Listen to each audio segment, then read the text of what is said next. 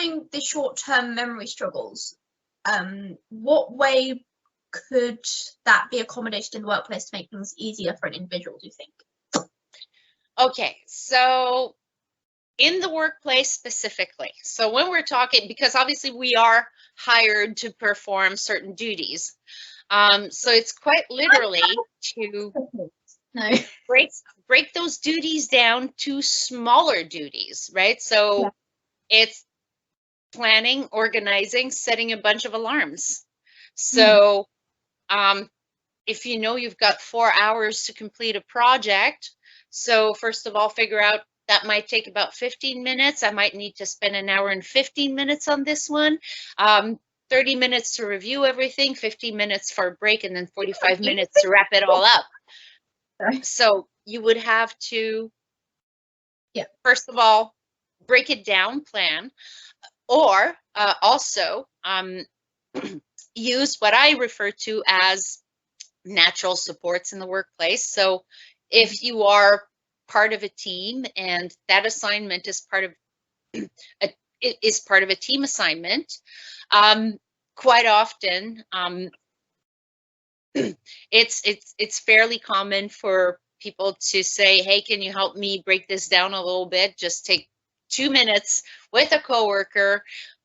Okay, does this look right to you? 15 minutes here, an hour and 15 here, break, finalize, perfect. So then you set your alarm. So it allows you to gauge where you're at. So if you finish early, a task early, you can move on to the next one, and know that you are early.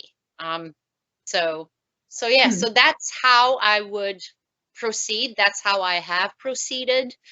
When I know in a workplace something needs to get done, break it, take the few moments it take up front to break it down, set your alarms, and go and adjust as needed. Yes, that sounds very good, to break things down. And I do hear that a lot. People say break things down into smaller chunks. So but don't do it alone. Ask a colleague, ask a coworker, the people on your team. More often than not, you'll find that there's other individuals experiencing ADHD that would appreciate the process just as much. Yes. Okay, that is very, very good. Don't be ashamed to ask for help and to ask for that sort of assistance. I think that's important to say to people, because some people might, I don't know, feel kind of awkward about asking, but it's completely fine to ask. It's very helpful. Goodbye. I didn't need that anymore. I find with ADHD, though, it's quote unquote, if I might say, it's a little more quote unquote socially acceptable. People are more familiar with it. People are now, like adults are now speaking up about it a little more, and it's a little more socially accepted in the workplace. So getting those accommodations and saying, hey, listen, I need the 90 seconds here. Let me know if this makes sense so that I can be productive after. Most people will be very happy about that, because that means you respect their time as well, right? You indicate that you want to come through for your colleagues. Those little things, like, You briefly said, like before we film this, about how some tools that are in the workplace already can be used to help people with ADHD. Would you like to expand on that? So, for example, many of us work in front of a computer screen. And many of us who work in front of a computer screen have certain tasks, have email, have Outlook, have CRM. It's a customer relationship management tool. So it helps you track who your clients are, when you're supposed to call them back. So you are already using those tools in your enterprise. So those email tools often have scheduling tools.